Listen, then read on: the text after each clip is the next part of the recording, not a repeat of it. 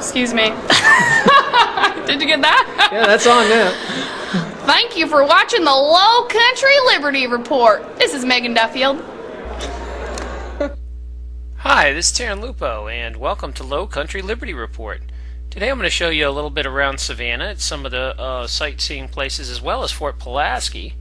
And we start off here with the Sixpence Pub, world famous for the Julia Roberts movie. I think it was something to talk about or something. I don't know. But a lot of people stop here. What? This is the movie where she busts her. Check it out. This is the TARDIS. Can you get that? The what? The Doctor Who. Oh. Doctor Who, he's here. Savannah is just loaded to the gills with history. Almost every corner or square has something historical in it that happened that was important. We also go over to the Colonial Cemetery where Button Gwinnett was buried. And who names their kid Button anyway? But Button Gwinnett was one of the signers of the Declaration of Independence. There's a lot of old stones in here. This area is extremely haunted, and my wife Robin talks about her dad's experience. So my dad's old apartment was back over here, and it was one of those carriage houses behind the townhome, and it was haunted because all the bodies are still, all underneath all this area. So his cat would not go downstairs. She would not touch that floor. It was so funny. She would sit on the stairs and she'd jump from the stairs to the bed. Good sense. Yep. The date that he died. Why are the gravestones on the wall again? Because when Sherman came through here and they all camped out in here, there were all the tents and stuff, and they just started moving heads around, and so they, just left them, and nobody knows where they go. Is this a prison bond? Nobody knows how many bodies are buried here, but the numbers are extremely significant. I asked Robin about it. Here's what she said. They said they did one of those X-rays, whatever, sonograph or whatever you want to call it, where they X-rayed it. I don't know, it's like 300,000 bodies or something like that. In this little park? Some unbelievable amount. It's amazing. Well, here's a duelist grave where I think they should bring dueling back in style. There's a couple people I would like to duel. What? I said they should bring dueling back in style. Yeah. Well, it is. It's kind of just a Jerry Springer show now. Except with chairs instead of foils, yeah. Here's the actual burial place of Button Gwinnett, who signed the Declaration of Independence and was killed by one of his own officers in a duel.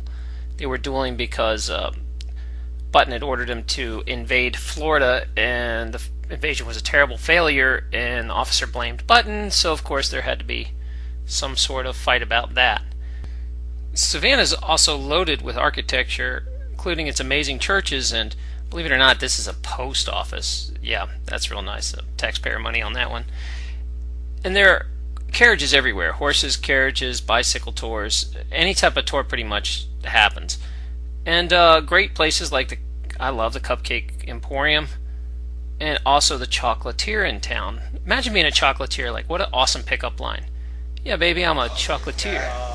Raspberry O is amazing. All over Savannah is little squares loaded with artists and people like musicians trying to make a buck.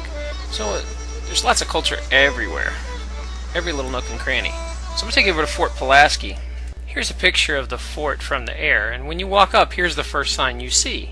Boo. Boo.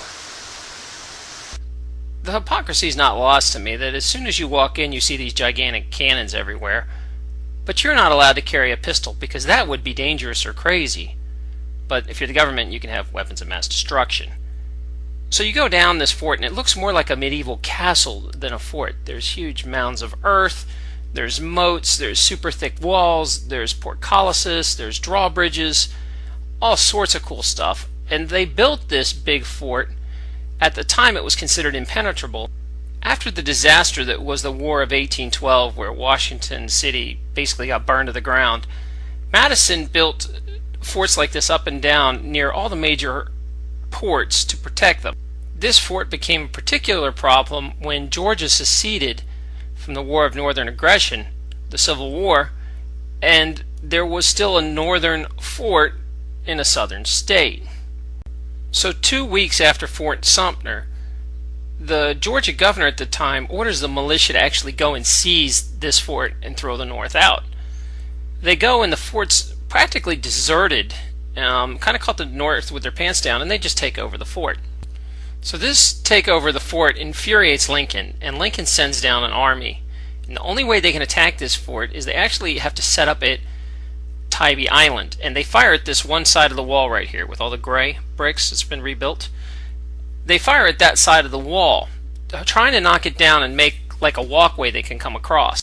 Also, if they knock down the wall, they can have access to shooting right at the powder magazine right here, where all the gunpowder was stored. And if they hit that, that would have leveled the fort and killed everyone in it. And they got very close with that wall knocked down. Now, what allowed this was this rifling cannons. You see, what happened, there was a new invention, a rifled cannon, which made the balls fly a lot smoother and faster and more accurately. This allowed them to hammer the same spot over and over and just take down huge walls. It's amazing that new technology made this fort completely obsolete that was considered impenetrable. Now, then history goes by. The fort gets used as a prison for a while, like for Southern soldiers as well as a fort, and then gets turned over in disarray to the Park Service for a long time, and eventually it becomes a museum, and now the state runs it. But it is really interesting. If you get a chance, go check it out. I hope you learned a little bit about Savannah watching this, and hopefully I'll do some more series on that. As always, it's Terran Lupo, and good hunting.